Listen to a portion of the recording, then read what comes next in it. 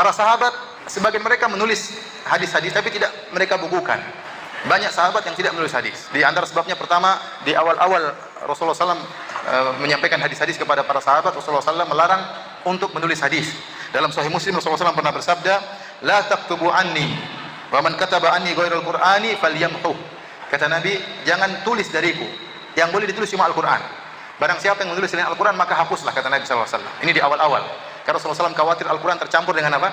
Dengan hadis. Maka Rasulullah SAW tidak boleh dicatat kecuali Al-Quran. Namun kemudian datang belakangan hadis-hadis, Rasulullah SAW membolehkan untuk menulis hadis-hadis Nabi SAW. Seperti Rasulullah SAW berkata, "Uktubu li Abi Syah." Tolong tulis buat Abi Syah, karena dia tidak pandai menulis. Maka para sahabat menulis hadis. Namun meskipun sebagian sahabat menulis hadis, namun tidak banyak mereka menulis hadis dan tidak mereka bukukan secara lengkap. Kenapa? Karena selain mereka jarang menulis, mereka sangat kuat hafalan mereka, sehingga mereka bersandar kepada hafalan mereka. Penulisan hadis datang belakangan. Bukan berarti hadis tidak ditulis. Hadis ditulis. Banyak riwayat menunjukkan Rasulullah SAW sendiri menulis surat kepada para raja-raja. Rasulullah SAW juga menulis surat kepada sebagian sahabat. Para sahabat juga menyampaikan hadis, tapi tidak dibukukan.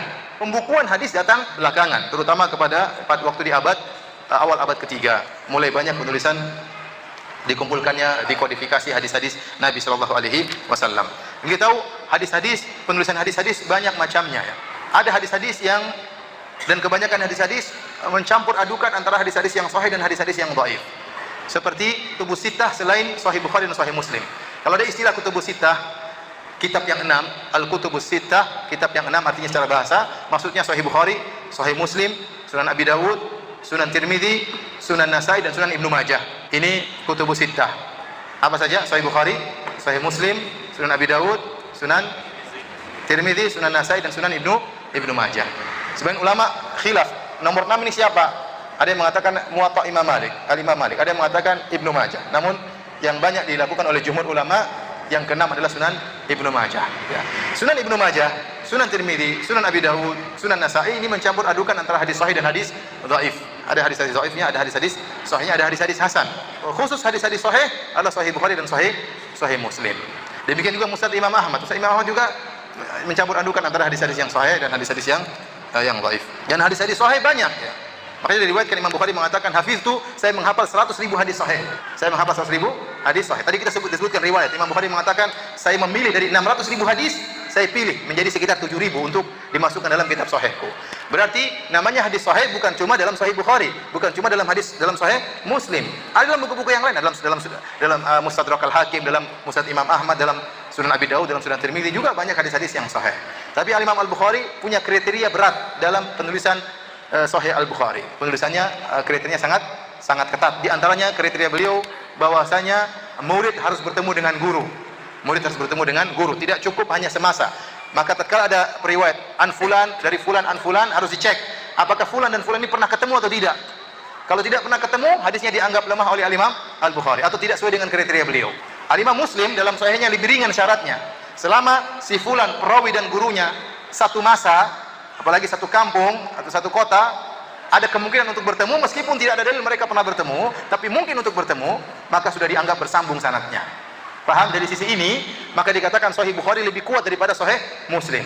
Kenapa? Di antara syarat Al-Imam Al-Bukhari, rawi harus pernah ketemu dengan siapa? Gurunya. Saya misalnya, bisa jadi saya tidak ketemu dengan Syekh Fulan, tapi saya baca buku-bukunya, dan mungkin saya ketemu dengan, tapi saya tidak ketemu. Ya, saya tidak, meskipun saya sezaman dengan dia. Banyak syekh-syekh di Arab Saudi, saya tidak ketemu.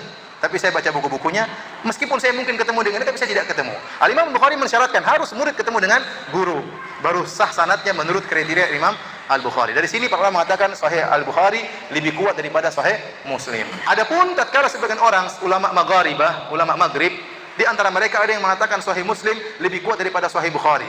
Itu dari satu sisi. Satu sisi maksudnya apa? Kalau kita buka Sahih Bukhari, ternyata Sahih Al-Bukhari tidak semua riwayat dalam sahihnya, dalam kitabnya itu sahih. Jadi ada namanya asal, ada mutabaat, ada hadis-hadis yang asal, yang ini yang sesuai dengan kriterianya. Terkadang Imam Al-Bukhari menyebutkan hadis-hadis mutabaat yang penguat, tapi bukan asalnya. Dia sebutkan riwayat-riwayat penguat dan itu tidak sesuai dengan kriterianya. Terkadang beliau menyebutkan hadis-hadis mu'allaq, nanti akan dijelaskan.